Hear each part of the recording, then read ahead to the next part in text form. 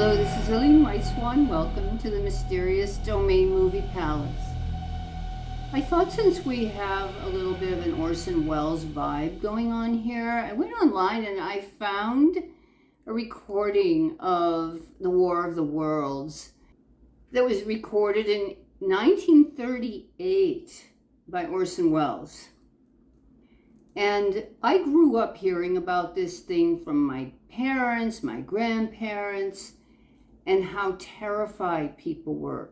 So since I'm kind of in an Orson Welles mode, I thought it would be fun on a hot August night to give you a little radio drama, which is quite famous, especially in America. It's 1938, and it was War of the Worlds, narrated by Orson Welles, of course, that caused a panic in my home state, Massachusetts. I heard about this my whole childhood. Oh, that War of the Worlds just terrified everybody. It sounded so real. And now here we are in 2024, and there's been the last couple years all this buzz, right? The aliens are going to come, and there's always been this kind of alien thing in the background, but they've really started trying to push it last couple years. So maybe the War of the Worlds is going to come true after all. So I think I'm just putting it up here for fun.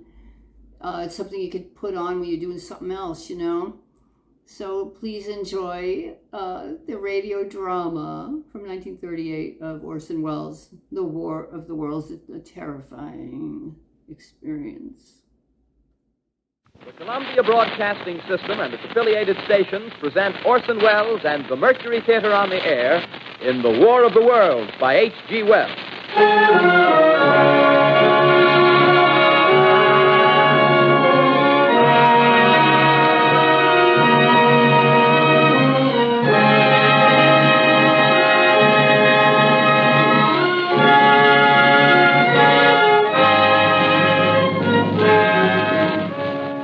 Ladies and gentlemen, the director of the Mercury Theatre and star of these broadcasts, Orson Welles. We know now that in the early years of the 20th century, this world was being watched closely by intelligences greater than man's, and yet as mortal as his own.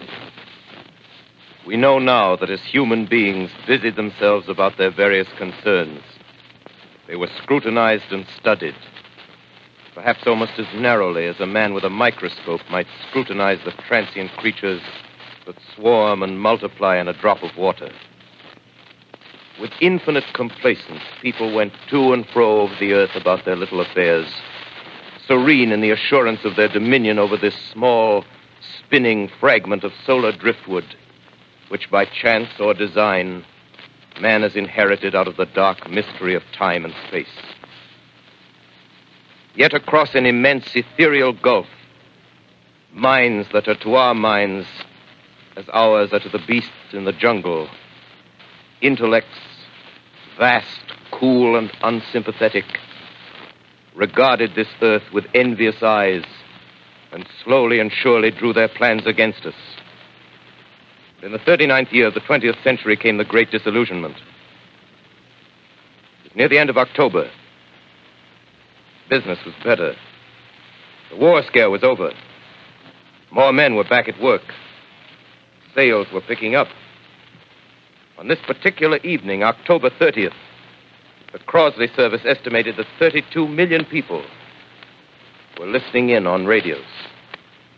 For the next 24 hours, not much change in temperature. A slight atmospheric disturbance of undetermined origin is reported over Nova Scotia, causing a low-pressure area to move down rather rapidly over the northeastern states, bringing a forecast of rain accompanied by winds of light gale force. Maximum temperature 66, minimum 48. This weather report comes to you from the Government Weather Bureau. We take you now to the Meridian Room in the Hotel Park Plaza in downtown New York, where you will be entertained by the music of Raymond Raquello and his orchestra.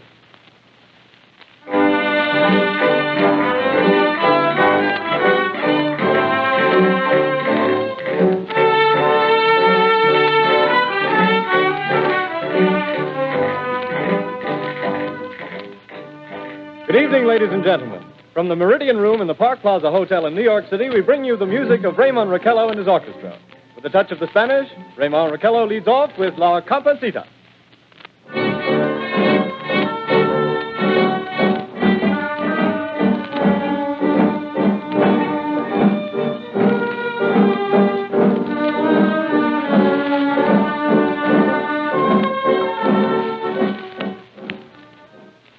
Ladies and gentlemen, we interrupt our program of dance music to bring you a special bulletin from the Intercontinental Radio News. At 20 minutes before 8 Central Time, Professor Farrell of the Mount Jennings Observatory, Chicago, Illinois, reports observing several explosions of incandescent gas occurring at regular intervals on the planet Mars. The spectroscope indicates the gas to be hydrogen and moving toward the Earth with enormous velocity. Professor Pearson of the observatory at Princeton confirms Farrell's observation and describes the phenomenon as, quote, like a jet of blue flame shot from a gun, unquote. We now return you to the music of Raymond Raquello, playing for you in the Meridian Room of the Park Plaza Hotel, situated in downtown New York.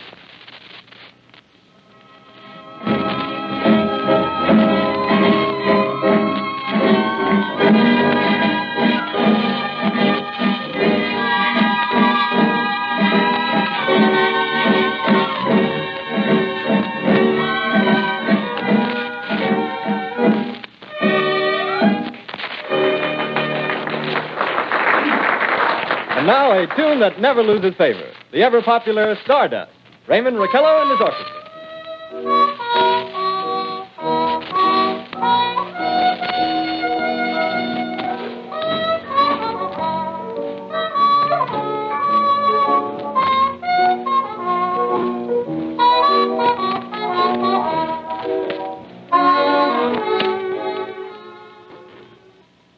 Ladies and gentlemen, following on the news given in our bulletin a moment ago, the Government Meteorological Bureau has requested the large observatories of the country to keep an astronomical watch on any further disturbances occurring on the planet Mars. Due to the unusual nature of this occurrence, we have arranged an interview with the noted astronomer, Professor Pearson, who will give us his views on this event. In a few moments, we will take you to the Princeton Observatory at Princeton, New Jersey. We return you until then to the music of Raymond Raquello and his orchestra.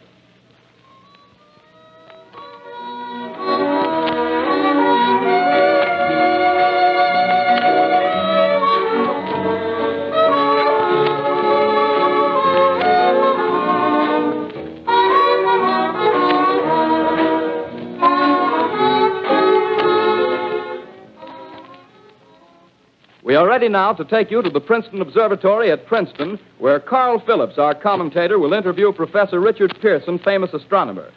We take you now to Princeton, New Jersey. Good evening, ladies and gentlemen. This is Carl Phillips speaking to you from the observatory at Princeton. I'm standing in a large semicircular room, pitch black except for an oblong split in the ceiling. Through this opening, I can see a sprinkling of stars that cast a kind of frosty glow over the intricate mechanism of the huge telescope. The ticking sound you hear is the vibration of the clockwork. Professor Pearson stands directly above me on a small platform, peering through the giant lens. I'll ask you to be patient, ladies and gentlemen, during any delay that may arise during our interview. Besides the ceaseless watch of the heavens, Professor Pearson may be interrupted by telephone or other communications. During this period, he is in constant touch with the astronomical centers of the world. Professor, may I begin our questions? Any time, Mr. Phillips. Professor, would you please tell our radio audience exactly what you see as you observe the planet Mars through your telescope? Nothing unusual at the moment, Mr. Phillips. A red disk swimming in a blue sea. Transverse stripes across the disk. Quite distinct now because Mars happens to be at the point nearest the Earth, in opposition, as we call it. In your opinion, what do these transverse stripes signify, Professor Pearson? Not canals, I can assure you, Mr. Phillips. Although that's the popular conjecture of those who imagine Mars to be inhabited. From a scientific viewpoint, the stripes are merely the result of atmospheric conditions peculiar to the planet. Then you're quite convinced, as a scientist, that living intelligence as we know it does not exist on Mars? I should say the chances against it are 1,000 to 1. And yet, how do you account for these gas eruptions occurring on the surface of the planet at regular intervals? Phillips, I cannot account for it. By the way, Professor, for the benefit of our listeners, how far is Mars from the Earth? Approximately 40 million miles. Well, that seems a safe enough distance. Just a moment, ladies and gentlemen. Someone has just handed Professor Pearson a message. while he reads it, let me remind you that we are speaking to you from the observatory in Princeton, New Jersey, where we are interviewing the world-famous astronomer, Professor Pearson. One moment, please. Professor Pearson has passed me a message which he has just received. Professor, may I read the message to the listening audience? Certainly, Mr. Phillips. Ladies and gentlemen, I shall read you a wire addressed to Professor Pearson from Dr. Gray of the Natural History Museum, New York. Quote, 9:15 p.m. Eastern Standard Time. Seismograph registered shock of almost earthquake intensity occurring within a radius of 20 miles of Princeton. Please investigate. Signed, Lloyd Gray, Chief of Astronomical Division. Unquote. Professor Pearson, could this occurrence possibly have something to do with the disturbances observed on the planet Mars? Hardly, Mr. Phillips. This is probably a meteorite of unusual size, and its arrival at this particular time is merely a coincidence. However, we shall conduct a search as soon as daylight permits. Thank you, Professor. Ladies and gentlemen, for the past 10 minutes, we've been speaking to you from the observatory at Princeton, bringing you a special interview with Professor Pearson, noted astronomer. This is Carl Phillips speaking. We are returning you now to our New York studio.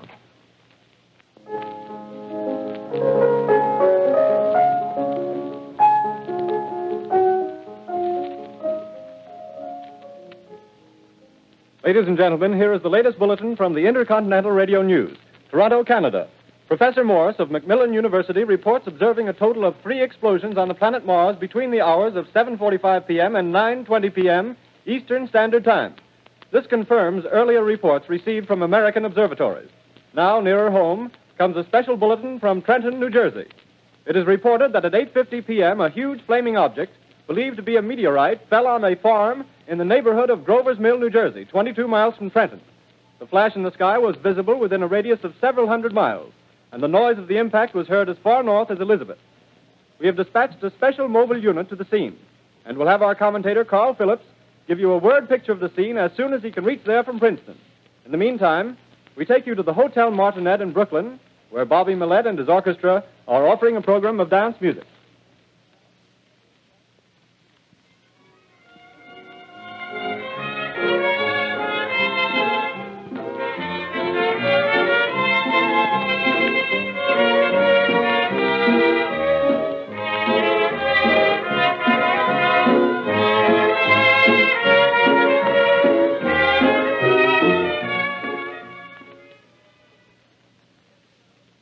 We take you now to Grover's Mill, New Jersey.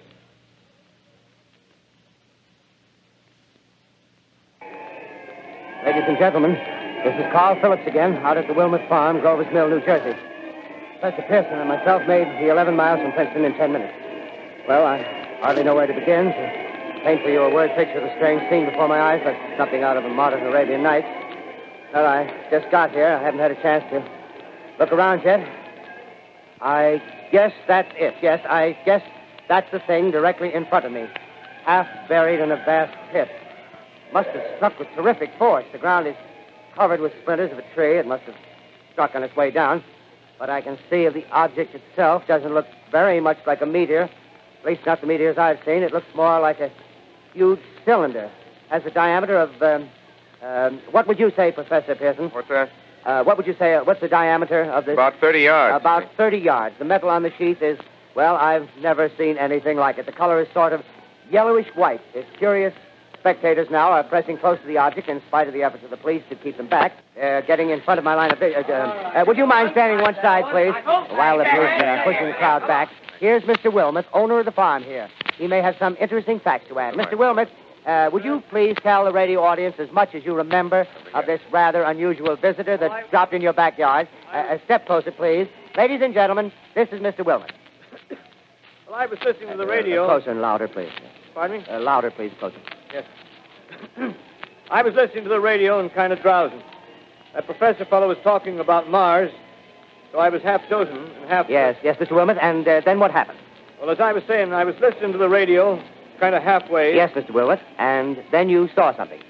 Well, not first off. I heard something. And what did you hear? A hissing sound like this.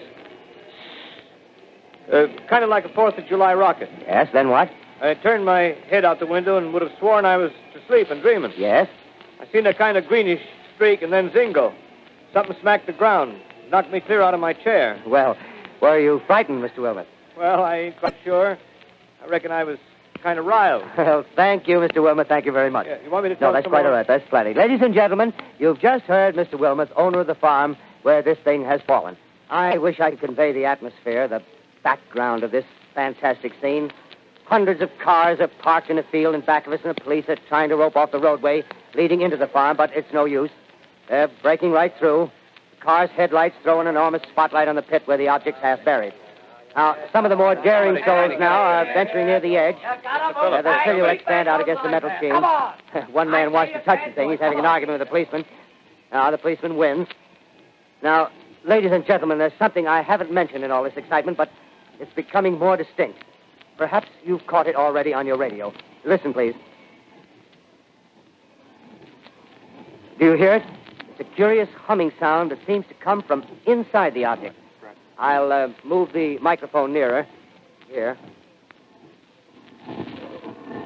Now, we're not more than 25 feet away. Can you hear it now? Professor Pearson. Yes, Mr. Brooks. Can you tell us the meaning of that scraping noise inside the thing? Possibly the unequal cooling of its surface. I say, do you still think it's a meteor, Professor? I don't know what to think. The metal casing is definitely extraterrestrial. Not found on this Earth. Friction with the Earth's atmosphere usually tears holes in a meteorite. This thing is smooth, and you can see its cylindrical Just a minute. shape. Something's happening. Ladies and gentlemen, this is terrific. This end of the thing is beginning to flake off. The top is beginning to rotate like a screw, and the thing must be hollow. Move it! Keep back there! Keep back there! Keep those men back! Keep back there! Keep those idiots back! Ladies, off!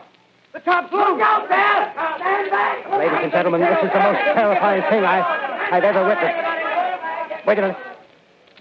Someone's calling someone or something. I can see turning out of that black hole two luminous discs. The eyes, it might be a face, might be almost... Good heavens, something wriggling out of the shadow like a gray snake. Now it's another one, and another one, and another one. They look like tentacles to me. Oh, yeah, I can see the thing's body. Now it's large as a bear. It glistens like wet leather, but that face, ladies and gentlemen, it's indescribable. I can hardly force myself to keep looking at it. It's so awful. The eyes are black, and they gleam like a serpent. The mouth is kind of V-shaped with saliva dripping from its rimless lips. It seems to quiver and pulsate, and the monster, or whatever it is, can hardly move. It seems weighed down by possibly gravity or something. The thing's rising up now, and the crowd falls back. They've seen plenty. The most extraordinary experience, ladies and gentlemen. I can't find words. Well, I'll pull this microphone with me as I talk. I'll have to stop the description until I can take a new position. Hold on, will you, please? I'll be right back in a minute.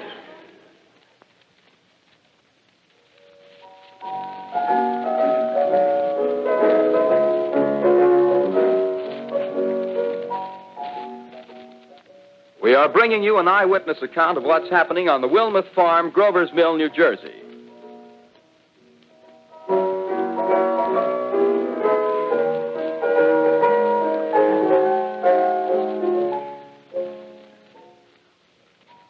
We now return you to Carl Phillips at Grover's Mill.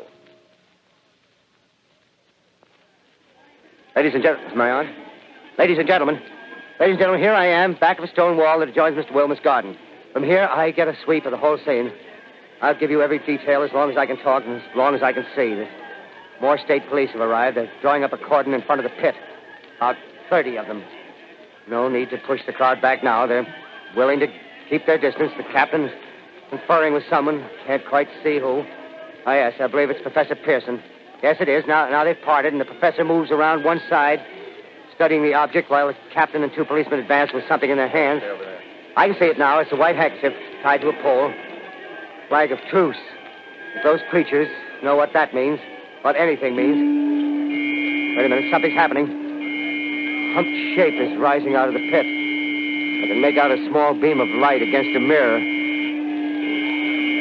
What's that? There's a jet of flame springing from the mirror, and it leaps right at the advancing men. It strikes them head on.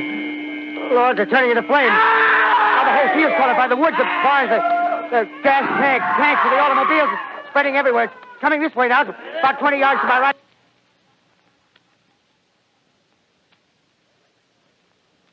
Ladies and gentlemen, due to circumstances beyond our control, we are unable to continue the broadcast from Grover's Mill. Evidently, there's some difficulty with our field transmission. However, we will return to that point at the earliest opportunity. In the meantime, we have a late bulletin from San Diego, California. Professor Indelkoffer, speaking at a dinner of the California Astronomical Society, expressed the opinion that the explosions on Mars are undoubtedly nothing more than severe volcanic disturbances on the surface of the planet. We continue now with our piano interlude.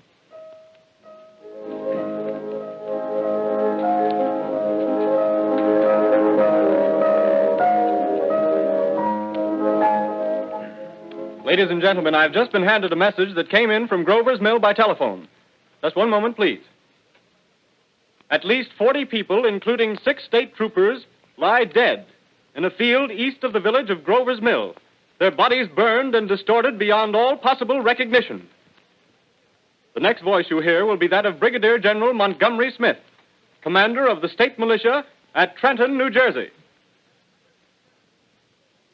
I have been requested by the governor of New Jersey to place the counties of Mercer and Middlesex as far west as Princeton and east to Jamesburg under martial law. No one will be permitted to enter this area except by special pass issued by state or military authorities. 4 companies of state militia are proceeding from Trenton to Grover's Mill and will aid in the evacuation of homes within the range of military operations. Thank you. You have just been listening to General Montgomery Smith, commanding the state militia at Trenton. In the meantime, further details of the catastrophe at Grover's Mill are coming in. The strange creatures, after unleashing their deadly assault, crawled back in their pit and made no attempt to prevent the efforts of the firemen to recover the bodies and extinguish the fire. The combined fire departments of Mercer County are fighting the flames which menace the entire countryside. We have been unable to establish any contact with our mobile unit at Grover's Mill, but we hope to be able to return you there at the earliest possible moment. In the meantime, we take you to... Just one moment, please. Ladies and gentlemen, I have just been informed that we have finally established communication with an eyewitness of the tragedy. Professor Pearson has been located at a farmhouse near Grover's Mill, where he has established an emergency observation post. As a scientist, he will give you his explanation of the calamity. The next voice you hear will be that of Professor Pearson, brought to you by direct wire. Professor Pearson. Of the creatures in the rocket cylinder at Grover's Mill, I can give you no authoritative information, either as to their nature, their origin, or their purposes here on Earth. Of their destructive instrument, I might venture some conjectural explanation. For want of a better term, I shall refer to the mysterious weapon as a heat ray. It's all too evident that these creatures have scientific knowledge far in advance of our own. It's my guess that in some way they are able to generate an intense heat in a chamber of practically absolute non-conductivity. This intense heat they project in a parallel beam against any object they choose by means of a polished parabolic mirror of unknown composition, much as the mirror of a lighthouse projects a beam of light. That is my conjecture of the origin of the heat ray. Thank you, Professor Pearson. Ladies and gentlemen, here is a bulletin from Trenton. It is a brief statement informing us that the charred body of Carl Phillips has been identified in a Trenton hospital. Now, here's another bulletin from Washington, D.C. The Office of the Director of the National Red Cross reports 10 units of Red Cross emergency workers have been assigned to the headquarters of the state militia, stationed outside of Grover's Mill, New Jersey. Here's a bulletin from State Police, Princeton Junction. The fires at Grover's Mill and vicinity are now under control. Scouts report all quiet in the pit, and there is no sign of life appearing from the mouth of the cylinder. Now, ladies and gentlemen, we have a special statement from Mr. Harry McDonald, Vice President in charge of operations. We have received a request from the state militia of Trenton to place at their disposal our entire broadcasting facilities. In view of the gravity of the situation, and believing that radio has a responsibility to serve in the public interest at all times, we are turning over our facilities to the state militia at Trenton. We take you now to the field headquarters of the state militia near Grover's Mill, New Jersey. This is Captain Lansing of the Signal Corps, attached to the state militia, now engaged in military operations in the vicinity of Grover's Mill. Situation arising from the reported presence of certain individuals of unidentified nature is now under complete control. The cylindrical object, which lies in a pit directly below our position, surrounded on all sides by 8 battalions of infantry, without heavy field pieces, but adequately armed with rifles and machine guns. All cause for alarm, if such cause ever existed, is now entirely unjustified. Things, whatever they are, do not even venture to poke their heads above the pit.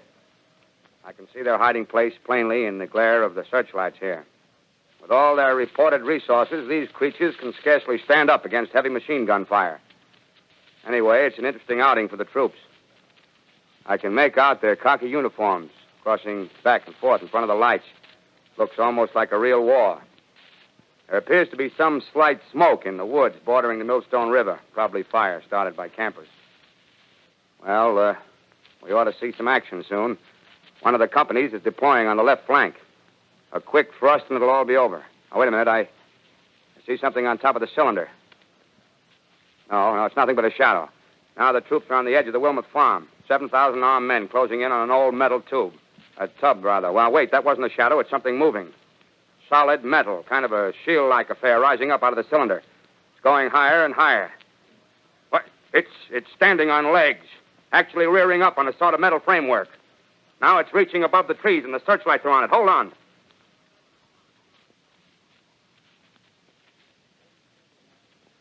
Ladies and gentlemen, I have a grave announcement to make. Incredible as it may seem, both the observations of science and the evidence of our eyes lead to the inescapable assumption that those strange beings who landed in the Jersey farmlands tonight are the vanguard of an invading army from the planet Mars. The battle which took place tonight at Grover Mills has ended in one of the most startling defeats ever suffered by an army in modern times. 7,000 men armed with rifles and machine guns pitted against a single fighting machine of the invaders from Mars. 120 known survivors. The rest strewn over the battle area from Grover's Mill to Plainsboro, crushed and trampled to death under the metal feet of the monster, or burned to cinders by its heat ray. The monster is now in control of the middle section of New Jersey and has effectively cut the state through its center. Communication lines are down from Pennsylvania to the Atlantic Ocean. Railroad tracks are torn and service from New York to Philadelphia discontinued, except routing some of the trains through Allerton and Phoenixville. Highways to the north, south, and west are clogged with frantic human traffic. Police and army reserves are unable to control the mad flight. By morning, the fugitives will have swelled Philadelphia, Camden, and Trenton, it is estimated, to twice their normal population. Martial law prevails throughout New Jersey and eastern Pennsylvania. At this time, we take you to Washington for a special broadcast on the national emergency. The Secretary of the Interior. Citizens of the nation, I shall not try to conceal the gravity of the situation that confronts the country, nor the concern of your government in protecting the lives and property of its people. However, I wish to impress upon you, private citizens and public officials, all of you, the urgent need of calm and resourceful action. Fortunately, this formidable enemy is still confined to a comparatively small area, and we may place our faith in the military forces to keep them there. In the meantime, placing our faith in God, we must continue the performance of our duties, each and every one of us, so that we may confront this destructive adversary with a nation united, courageous, and consecrated to the preservation of human supremacy on this earth. I thank you. You have just heard the Secretary of the Interior speaking from Washington. Bulletins too numerous to read are piling up in the studio here. We're informed that the central portion of New Jersey is blacked out from radio communication due to the effect of the heat ray upon power lines and electrical equipment. Here's a special bulletin in New York. Cables have been received from English, French, and German scientific bodies offering assistance. Astronomers report continued gas outbursts at regular intervals on the planet Mars. The majority voiced the opinion that the enemy will be reinforced by additional rocket machines. There have been several attempts made to locate Professor Pearson of Princeton, who has observed Martians at close range. It is feared he was lost in the recent battle. Langham Field, Virginia. Scouting planes report 3 Martian machines visible above treetops, moving north toward Somerville with population fleeing ahead of them. The heat ray is not in use, although advancing at express train speed, invaders pick their way carefully. They seem to be making a conscious effort to avoid destruction of cities and countryside. However, they stop to uproot power lines, bridges, and railroad tracks. Their apparent objective is to crush resistance, paralyze communication, and disorganize human society. Here is a bulletin from Basking Ridge, New Jersey. Coon hunters have stumbled on a second cylinder similar to the first, embedded in the great swamp 20 miles south of Morristown. Army field pieces are proceeding before the cylinder can be opened and the fighting machine rigged. They are taking up a position in the foothills of Watchung Mountains. Another bulletin from Langham Field, Virginia. Scouting planes report enemy machines now 3 in number, increasing speed northward, kicking over houses and trees in their evident haste to form a conjunction with their allies south of Morristown. Machines also sighted by telephone operator east of Middlesex within 10 miles of Plainfield. Here's a bulletin from Winston Field, Long Island. A fleet of Army bombers carrying heavy explosive flying north in pursuit of enemy. Scouting planes act as guides.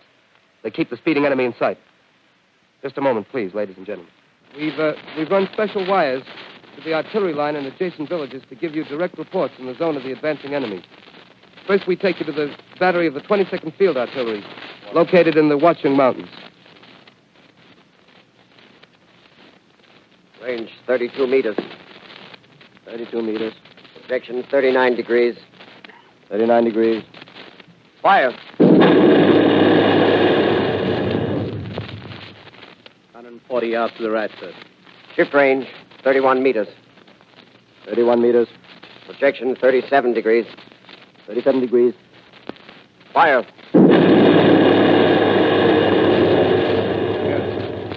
Hit, sir. Got the tripod of one of them. They're stopped.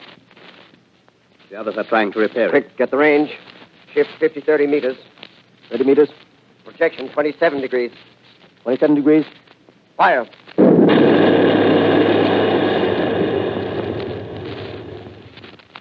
Can see the shell land, sir. Letting off a smoke. What is it? Black smoke, sir. Moving this way.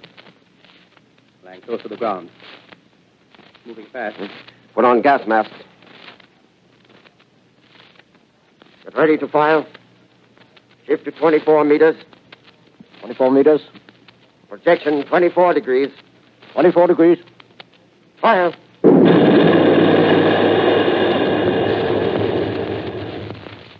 Still can't see, sir. Smoke's coming nearer. Get the range. 23 meters. 23 meters. 23 meters. Projection 22 degrees. 22 degrees.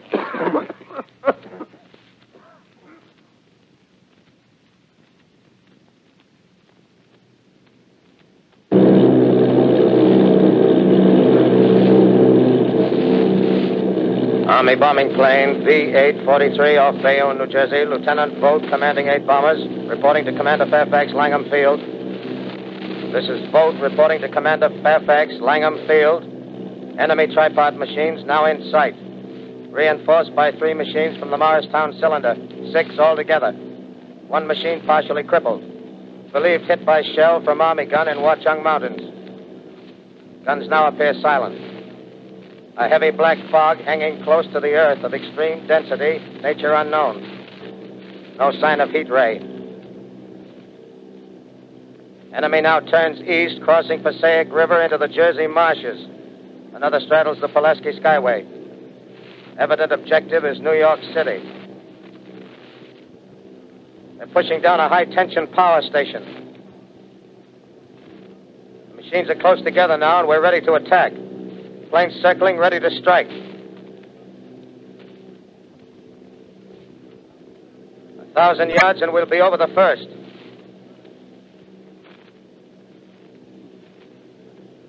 $800 yards.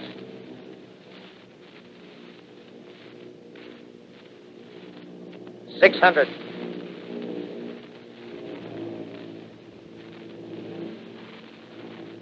$400.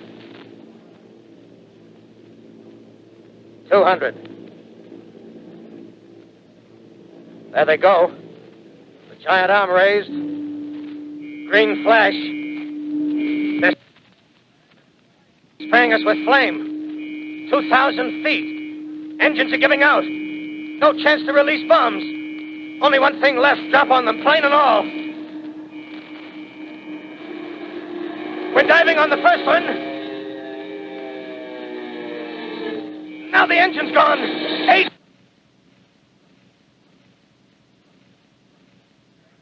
This is Bayonne, New Jersey, calling Langham Field. This is Bayonne, New Jersey, calling Langham Field. Come in, please. This is Langham Field. Go ahead. 8 Army bombers in engagement with enemy tripod machines over Jersey Flats. Engines incapacitated by heat ray. All crashed. 1 enemy machine destroyed. Enemy now discharging heavy black smoke in direction of... This is Newark, New Jersey. This is Newark, New Jersey. Warning. Poisonous black smoke pouring in from Jersey marshes. Reach at South Street. Gas masks useless. Urge population to move into open spaces. Automobiles use routes 7, 23, 24. Avoid congested areas. Smoke now spreading over Raymond Boulevard.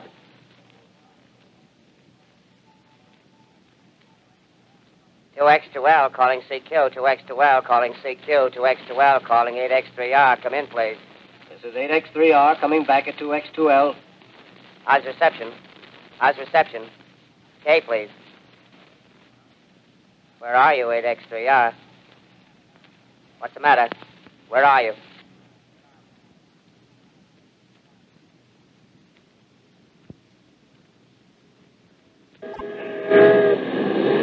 I'm speaking from the roof of Broadcasting Building. I'm speaking from the roof of Broadcasting Building, New York City. The bells you hear are ringing to warn the people to evacuate the city as the Martians approach. Estimated in the last 2 hours, 3 million people have moved out along the roads to the north. Hutchison River Parkway is still kept open for motor traffic. Avoid bridges to Long Island, hopelessly jammed. All communication with Jersey Shore closed 10 minutes ago. No more defenses. Our army is wiped out. Artillery, Air Force, everything wiped out. This may be the last broadcast. We'll stay here to the end. People are holding service here below us in the cathedral. Now I look down the harbor, all manner of boats, overloaded with fleeing population pulling out from docks. Streets are all jammed. Noise in crowds like New Year's Eve in city. Wait a minute. The enemy is now in sight above the Palisades. Five great machines. First one is crossing the river. I can see it from here, wading the Hudson like a man wading through a brook. A bulletin is handed me. Martian cylinders are falling all over the country. One outside of Buffalo, one in Chicago, St. Louis. Seem to be timed and spaced. Now the first machine reaches the shore. He stands watching, looking over the city. The steel cowlish head is even with the skyscrapers. He waits for the others. They rise like a line of new towers on the city's west side. Now they're lifting their metal hands. This is the end now. Smoke comes out, black smoke drifting over the city. People in the streets see it now. They're running toward the East River, thousands of them, dropping in like rats. Now the smoke's spreading faster. It's reached Times Square. People are trying to run away from it, but it's no use. They're falling like flies. Now the smoke's crossing 6th Avenue. 5th Avenue, 100 yards away. It's 50 feet.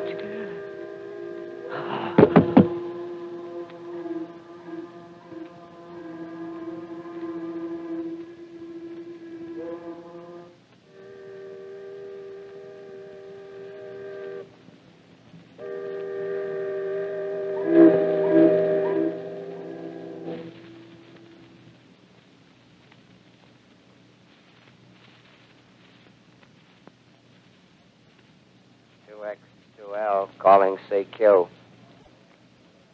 2X2L calling CQ. 2X2L calling CQ, New York. Isn't there anyone on the air?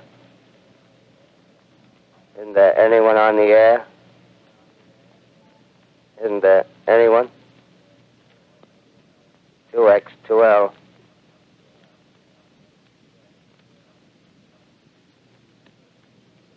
You are listening to a CBS presentation of Orson Welles and the Mercury Theatre on the Air in an original dramatization of The War of the Worlds by H.G. Wells. The performance will continue after a brief intermission. This is the Columbia Broadcasting System. The War of the Worlds by H.G. Wells, starring Orson Welles and the Mercury Theatre on the Air.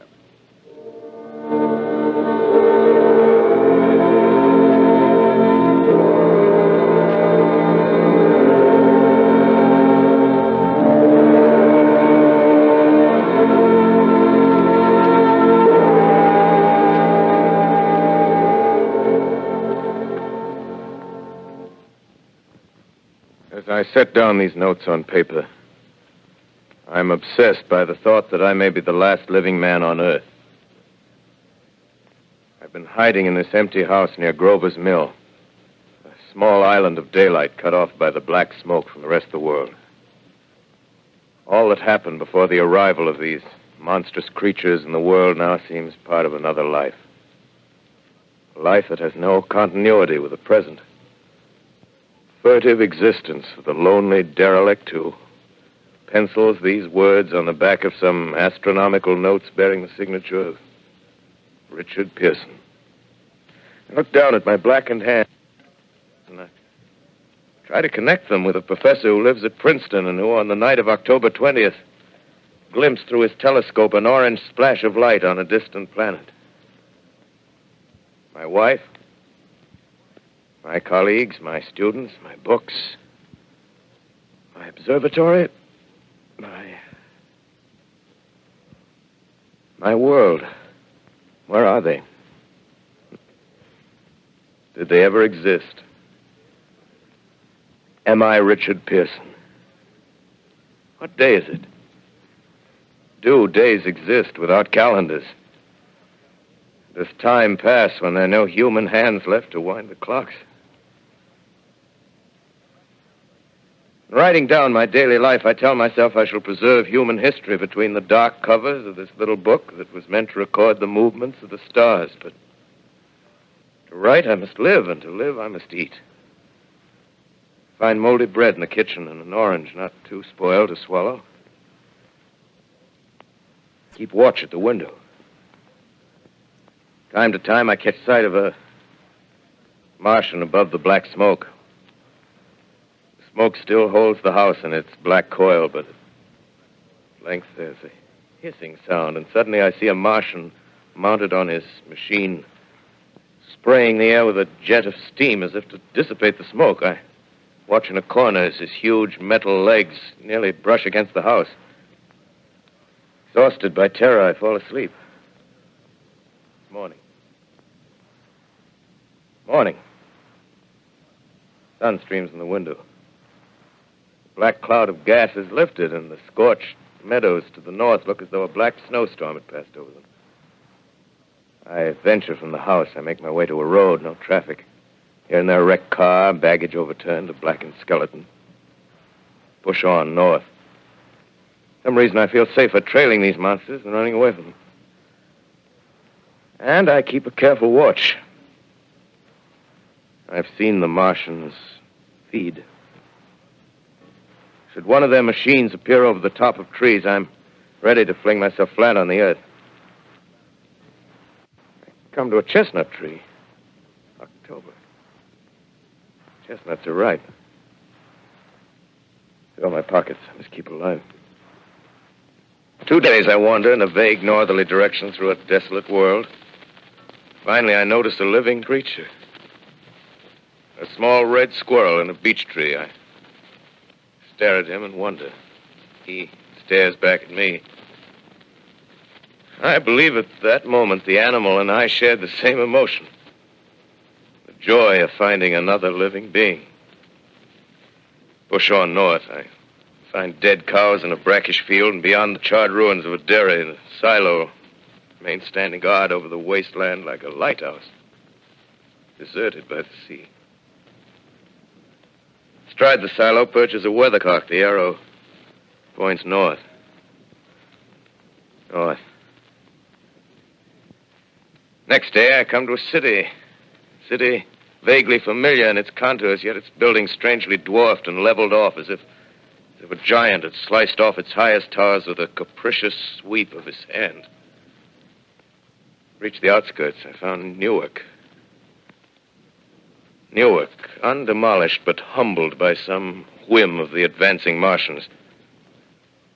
Presently, with an odd feeling of being watched, I caught sight of something crouching in a doorway. I made a step towards it, and it rose up and became a man.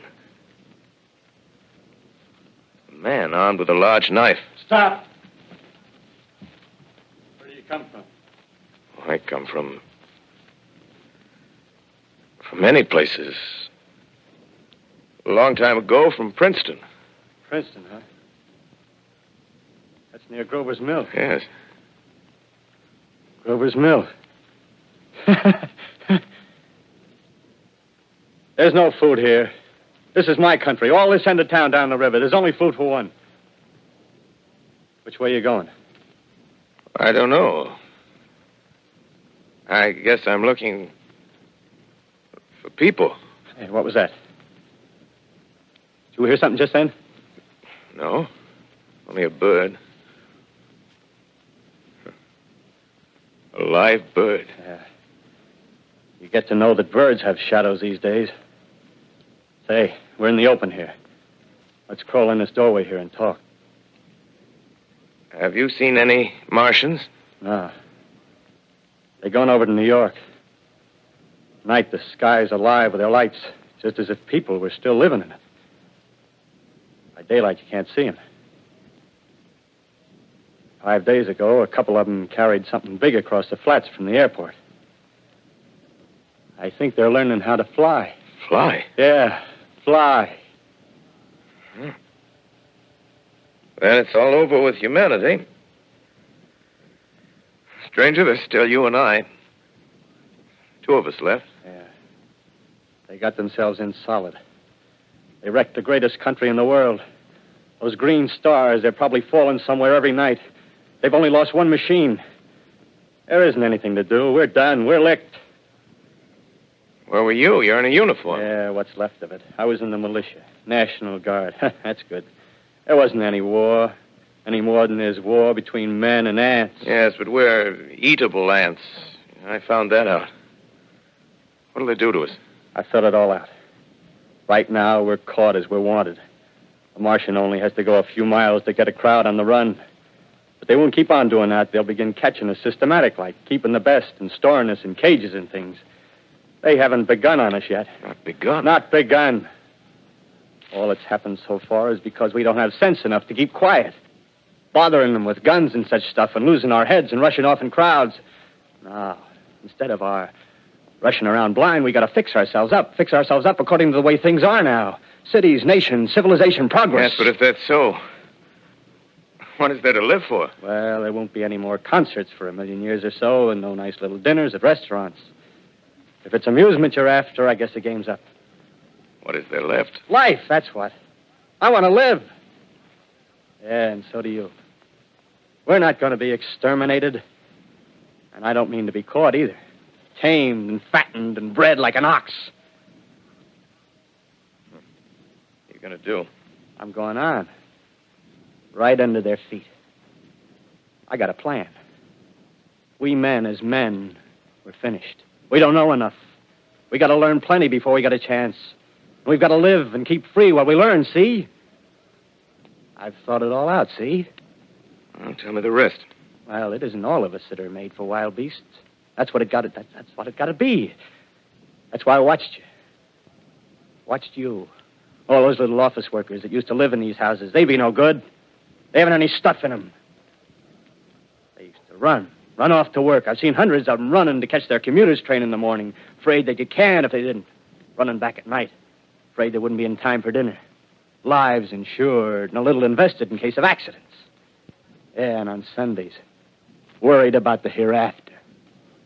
Well, the Martians, they'll be a godsend for those guys. Nice, roomy cages, good food, careful breeding, no worries. Yeah, after a week or so of chasing around the fields on empty stomachs, they'll come and be glad to be caught. You've thought it all out, haven't you? Sure, you bet I have. That isn't all. These Martians are going to make pets of some of them. Train them to do tricks. Who knows, get sentimental over the pet boy who grew up and had to be killed. Yeah, and some maybe, they'll train to hunt us. Oh, no, it's impossible. Human Yes, beings. they will. There's men who do it gladly. If one of them ever comes after me, by... In the meantime, you and I and others like us, where are we to live when the Martians own the Earth? I got it all figured out. We'll live underground. I've been thinking about the sewers. Under New York, there are miles and miles of them. The main ones, they're big enough for anybody. Then there's cellars, vaults, underground storerooms, railway tunnels, subways. You begin to see, huh? We'll get a bunch of strong men together. No weaklings. That rubbish, out. As you meant me to go. All right. Give you a chance, didn't I? Won't quarrel about that. Go on. Well, we got to make safe places for us to stay in, see? Get all the books we can. Science books. That's where men like you come in, see? We raid the museums. We'll even spy on the Martians. May not be so much we have to learn before... Listen. Just imagine this. 4 or 5 of their own fighting machines suddenly start off. Heat rays right and left. Not a Martian in them. Not a Martian in them, see? But men. Men who've learned the way how. May even be in our time. Gee. Imagine having one of them lovely things with its heat ray wide and free. We'd turn it on Martians. We'd turn it on men. We'd bring everybody down on their knees. That's your plan. Yeah. You, me, a few more of us.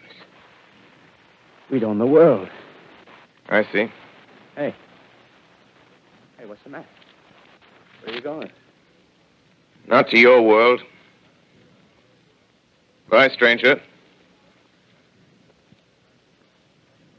Well, after parting with the artilleryman, I came at last to the Holland Tunnel, entered that silent tube, anxious to know the fate of the great city on the other side of the Hudson.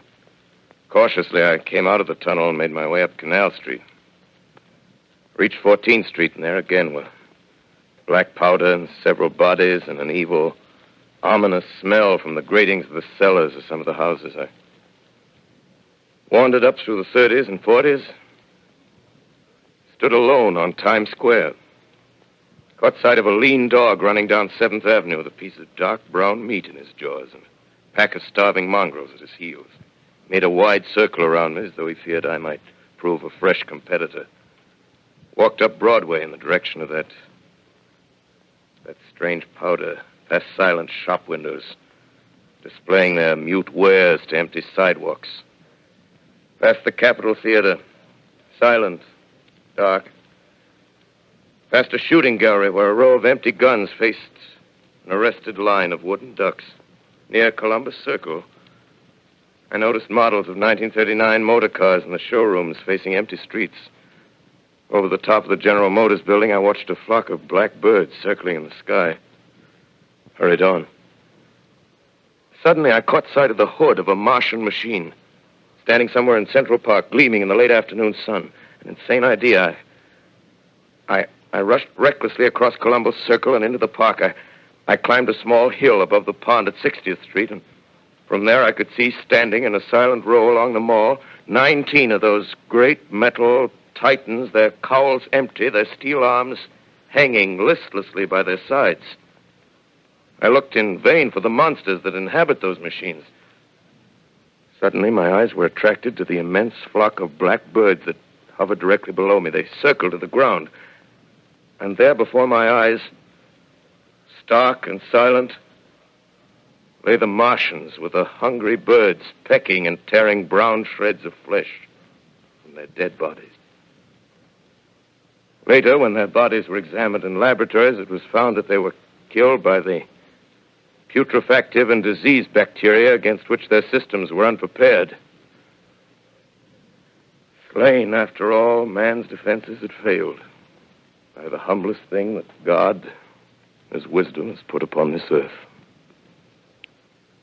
Before the cylinder fell, there was a general persuasion that through all the deep of space, no life existed beyond the petty surface of our minute sphere.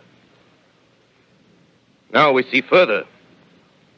Dim and wonderful is the vision I've conjured up in my mind of life spreading slowly from this little seedbed of the solar system throughout the inanimate vastnesses of sidereal space. But it's a remote dream. Maybe that the destruction of the Martians is only a reprieve to them and not to us. Is the future ordained, perhaps? Strange it now seems to sit in my peaceful study at Princeton, writing down this last chapter of the record, begun at a deserted farm in Grover's Mill.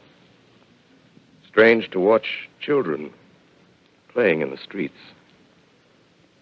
Strange to see young people strolling on the green where the new spring grass heals the last black scars of a bruised earth. Strange to watch the sightseers enter the museum where the dissembled parts of a Martian machine are kept on public view. Strange when I recall the time when I first saw it. Bright and clean-cut, hard and silent under the dawn of that last great day.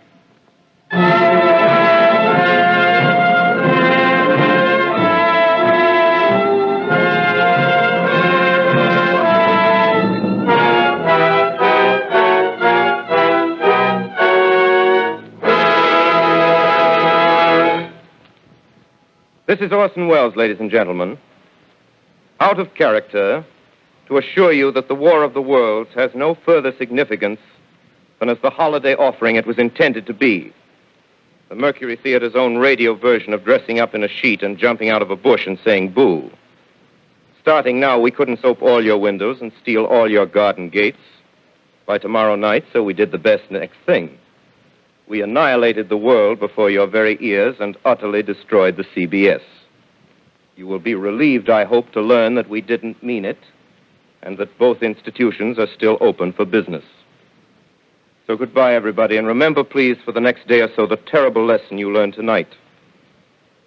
That grinning, glowing, globular invader of your living room is an inhabitant of the pumpkin patch, and if your doorbell rings and nobody's there, that was no Martian. It's Halloween.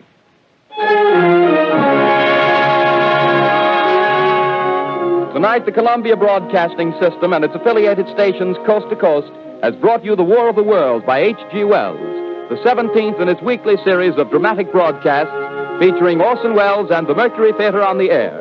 Next week, we present a dramatization of 3 famous short stories. This is the Columbia Broadcasting System.